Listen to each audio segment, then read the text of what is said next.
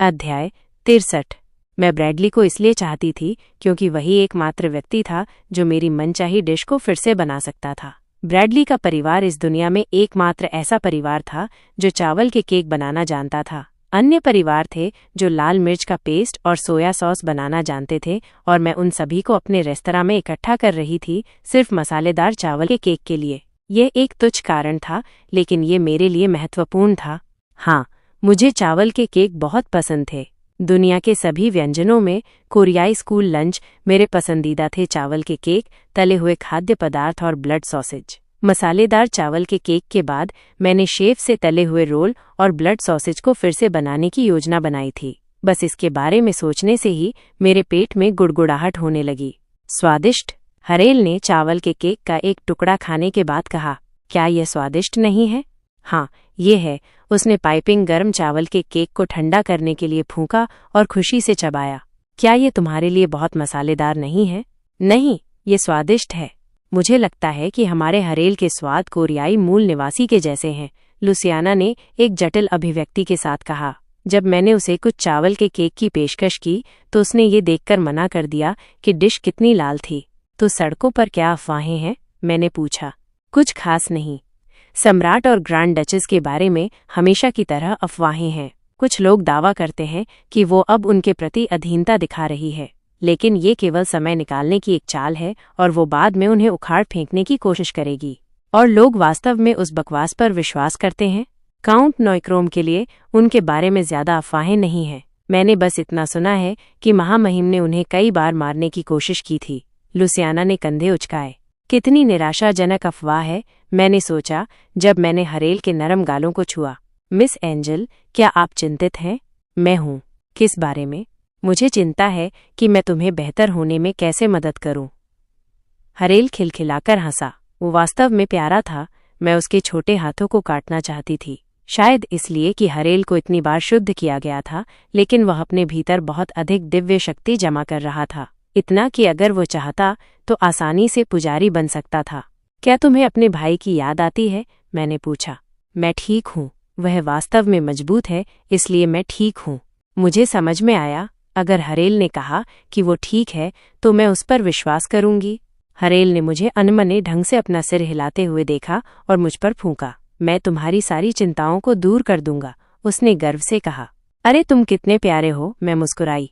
अरे हरेल, मैं दो लोगों को एक दूसरे के करीब कैसे ला सकती हूँ? मेरे दिमाग में एकमात्र विचार था कि उन्हें एक साथ पीना चाहिए। उन्हें एक साथ स्वादिष्ट चीजें खाने दो, जैसे हम कर रहे हैं। मुझे नहीं लगता कि ये उनके लिए काम करेगा। क्या वे लड़े थे? कुछ ऐसा ही। तो वे बस सुलह कर सकते हैं। हरेल ने जितना गंभीर हो सकता था उतना कहा। उन्हें सुलह करने दो। काश यह संभव होता। रुको, ये क्यों नहीं होगा? मैंने कभी गंभीरता से उस विकल्प पर विचार नहीं किया था। तुम सही हो। मैं बस उन्हें एक दूसरे के साथ सुलह करवा सकती हूँ। हमारा हरेल एक जीनियस है। हरेल को गले लगाते हुए मैंने उस पर तारीफों की बौछार की और वो खिलखिलाकर हंसा।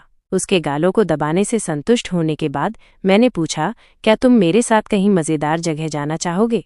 थोड़ी देर बाद हरेल और मैं उस बगीचे में घूम रहे थे जहाँ मैं पहली बार थियोडोर से मिली थी। मैंने मिया से पहले ही सुना था कि थियोडोर हर दिन बगीचे में जाता था। हो, अपराधी हमेशा अपराध स्थल पर लौटता है। क्या आप किसी अपराधी का इंतजार कर रही हैं? लुसियाना ने पूछा।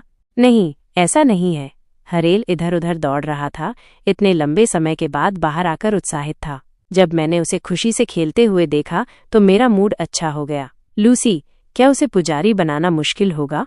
अगर उसके पास पर्याप्त दिव्य शक्ति है तो यह बहुत मुश्किल नहीं होना चाहिए। लेकिन क्या ये ठीक रहेगा?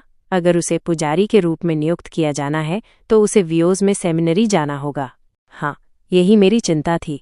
मैंने पुरुष लीड से हरेल की देखभाल करने का वादा किया था, लेकिन शायद उसे सेमिनरी स्कूल भेजना बहुत ज्यादा था। जैसे ही मैं हरेल की मदद करने के बारे में सोच रही थी, मैंने उसे दर्द से चिल्लाते हुए सुना। हरेल, क्या तुम ठीक हो? ओह चाचा। जब मैंने हरेल की आवाज की दिशा में मुड़कर देखा तो मैंने थियोडोर को भी देखा। थियोडोर ने मुझे देखकर आश्चर्य से अपनी आंखें चौड़ी कर लीं। ऐसा लग रहा था कि उसने मुझसे यहाँ होने की उम्मीद नहीं की थी। मिस एंजल, हरेल गिरने के बाद सिसक रहा था। ठीक है हरेल, मैंने शांत किया। जैसे ही मेरी उंगलियों से निकलने वाली सफ़ेद रोशनी हरेल के घुटने पर लगी, उसकी चोटें तुरंत ठीक हो गईं और वो फिर से मुस्कुराने लगा। हरेल के पूरी तरह से ठीक होने से संतुष्ट होकर मैंने थियोडोर का हाथ पकड़ लिया। डर था कि वो भागने की कोशिश कर सकता है। हम फिर मिले चाचा, मैं मुस्कुराई। आपकी महामहिम। तुम मुझे दुखी कर रहे हो। मैंने तुम्हें अमेलिया कहने के लिए कहा था। थियोडोर ने जवाब में अजीब तरह से हंसा। मैंने पिछली बार भी ध्यान दिया था, लेकिन वो वास्तव में शर्मीला था। इतने शर्मीले व्यक्ति के साथ मैं दूरी कैसे कम कर सकती हूँ? लेकिन मुझे अपने छोटे सहायक की बदौलत ज्यादा देर तक सोचने की जरूरत नहीं पड़ी। बड़े भाई, मेरा नाम हरेल है। मुझे खुशी हुई कि मैं हरेल को साथ लाई। मैं थियोडोर हूँ। बड़े भाई, तुम कितने लंबे हो। तुम भी बड़े हो जाओगे। हालांकि थियोडोर छोटा था, लेकिन वो छोटे बच्चों को पसंद करता था। उन्हें एक साथ खेलते हुए देखकर मैं उनकी क्यूटनेस पर गर्व से मुस्कुराए बिना नहीं रह सकी। मैंने तुम्हें पिछली बार यहाँ देखा था और तुम फिर से यहाँ हो। क्या संयोग है? मेरा मजाक फीका पड़ गया क्योंकि थियोडोर ने कुछ नहीं कहा। मुझे आश्चर्य हुआ कि क्या मैंने उसे किसी तरह घबरा दिया था। ये मुश्किल था क्योंकि मैंने पहले कभी थियोडोर जितना डरपोक व्यक्ति नहीं देखा था। खैर, वास्तव में मैं तुम्हें फिर से देखना चाहती थी, इसलिए मुझे खुशी है कि हम मिले। तुम मुझे देखना चाहती थी? थियोडोर ने अविश्वास से मेरी ओर देखा। बेशक, मैं उसे देखना चाहती थी। वो मिल्टियार्ड्स और एरियान के रिश्ते को सुधारने की कुंजी था। मेरी गणनात्मक सोच के अलावा मुझे थियोडोर भी पसंद था। आखिरकार वो मेरा प्रकार था। मैं तुम्हें पसंद करती हूँ, लेकिन क्या तुम मुझे पसंद नहीं करते? मैंने जानबूझकर दयनीय लगने की कोशिश की। नहीं, थियोडोर ने जल्दी से कहा। सही, मुझे पता था कि तुम मुझे पसंद करोगे। थियोडोर भ्रमित दिख रहा था, लेकिन मुझे पहले से ही पता था कि वो मुझे नापसंद नहीं करता, क्योंकि मैंने उससे कभी कोई दुश्मनी महसूस नहीं की थी। मैं भी तुम्हें पसंद करता हूँ, हरेल ने बीच में कहा। और मुझे हरेल पसंद है, मैंने चुटकी ली। मुझे बड़े भाई भी पसंद है। हाँ, थियोडोर ने हरेल और मेरे प्यार की घोषणाओं से थोड़ा चौंक कर सिर हिलाया। चाचा। जी हाँ। थियोडोर की आवाज में थोड़ी घबराहट थी और उसके गाल थोड़े लाल दिख रहे थे, या शायद ये सिर्फ रोशनी थी।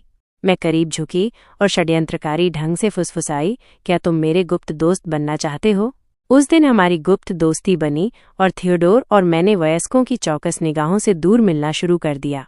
मैंने अक्सर सुना था कि बच्चे एक दूसरे से जल्दी दोस्ती कर लेते हैं, और हरेल और थियोडोर के मामले में भी ऐसा ही था, जो भाई बहनों की तरह करीब हो गए। इस दौरान मैंने 3 महत्वपूर्ण बातें सीखीं। थियोडोर के कोई दोस्त नहीं थे, उसकी बहन उसके लिए दुनिया थी, और वो मिल्टियार्ड से नफरत नहीं करता था। दूसरे बिंदु को छोड़कर मुझे अन्य 2 के बारे में पता था। तो तुम्हारे वास्तव में कोई दोस्त नहीं है? मैं तुम्हारा पहला दोस्त हूँ, मैंने पूछा। जब थियोडोर ने शर्मीलेपन से सिर हिलाया तो मैं बड़बड़ाई, ये पागलपन है। मुझे पता था कि कुलीन मिल्टियार्ड्स के क्रोध से बचने के लिए इधर उधर भागते थे, लेकिन मुझे नहीं लगता था कि ये इतना बुरा था। ये स्वाभाविक है, क्योंकि मैं अक्सर घर से बाहर नहीं निकलता, उसने एक फीकी मुस्कान के साथ कहा। क्यों नहीं? वो इसलिए कि थियोडोर वाक्य के बीच में रुक गया। शायद उसके लिए जवाब देना मुश्किल था। अब तक हम दोनों कांच के बगीचे में पहुंच चुके थे। जीर्ण शीर्ण हो चुका ग्रीन हाउस बहाल हो चुका था और बिल्कुल नई इमारत जैसा दिख रहा था। ये जगह, क्या तुम इसके बारे में जानते हो? मैंने पूछा। मेरी बहन ने मुझसे कहा था कि महल में एक सुंदर ग्रीन हाउस था। उसने कहा कि जब मैं छोटा था तो मैंने वहां चाय पार्टियों में भाग लिया था। मुझे याद नहीं है, लेकिन वे यहीं आयोजित किए गए होंगे। जब मैंने थियोडोर को उस जगह को देखते हुए देखा जिसका उसकी बहन ने उसे वर्णन किया था, तो मेरे अंदर एक अस्पष्ट भावना आ गई। क्या यह इसलिए था क्योंकि मैंने इसे पहले इसकी बर्बाद स्थिति में देखा था? ग्रीन हाउस मुझे पहली बार यहाँ आने की तुलना में अब अधिक अपरिचित लग रहा था। मुझे यहाँ लाने के लिए धन्यवाद अमेल। तुम्हें धन्यवाद देने की जरूरत नहीं है, हम दोस्त हैं। मैं देख सकती थी कि वो अपनी मुस्कान से कितना प्रभावित था। जब मैं अपने शर्मीले चाचा को चिढ़ाने के बारे में सोच रही थी तो उसने अचानक अपनी छाती पकड़ ली। क्या गलत था? जब मैंने उसकी दबी हुई आवाज में हांफते हुए सुना तो मुझे जल्दी से एहसास हुआ कि उसे सांस लेने में परेशानी हो रही थी। चाचा, क्या तुम ठीक हो? चाचा? थियोडोर ने मेरी बाह पकड़ ली क्योंकि उसे सांस लेने में संघर्ष करना पड़ा। उसकी आंखें मेरी आंखों पर टिकी हुई थीं और उसने शब्द बनाने के लिए संघर्ष किया। मेरी बहन को भेजो, उसकी आंखें कह रही थीं। भले ही वो बोल नहीं पा रहा था, लेकिन मैं जानती थी कि वो मुझसे क्या करवाना चाहता था। लूसी, मैंने निराशा में चिल्लाया जब मैंने थियोडोर को बैठने की स्थिति में लाने की कोशिश की। मैंने जल्दी से एक हीलिंग मंत्र का जाप किया, लेकिन मेरे डर के लिए हीलिंग लाइट उसके शरीर में प्रवेश करने के बजाय बिखर गई। मैंने ऐसा पहले कभी नहीं देखा था। क्या मैंने गलत देखा था? यहाँ एक छोटे मेमने को तुम्हारे स्पर्श की जरूरत है। कृपया हमें एक चमत्कारी रिकवरी दिखाओ, मैंने दोहराया। फिर भी रोशनी उसके शरीर में प्रवेश नहीं करेगी।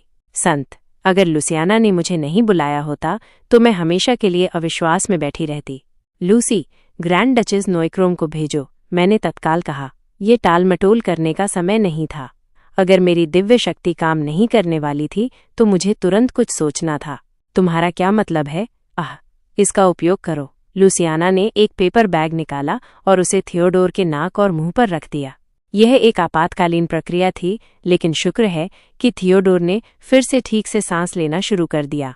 क्या तुम ठीक हो? मैंने पूछा जैसे ही थियोडोर ने अपनी आंखें बंद कर लीं और अपना सिर हिलाने के लिए संघर्ष किया। मुझे पता था कि मेरी दिव्य शक्ति सर्वशक्तिमान नहीं थी, लेकिन ये पहली बार था जब ये काम करने में विफल रही थी। अब भी जब मैंने फिर से प्रार्थना करने की कोशिश की तो मेरे हाथों से तेज रोशनी निकली, लेकिन उनमें से कोई भी थियोडोर के शरीर में प्रवेश नहीं किया। कहानी जारी रहेगी।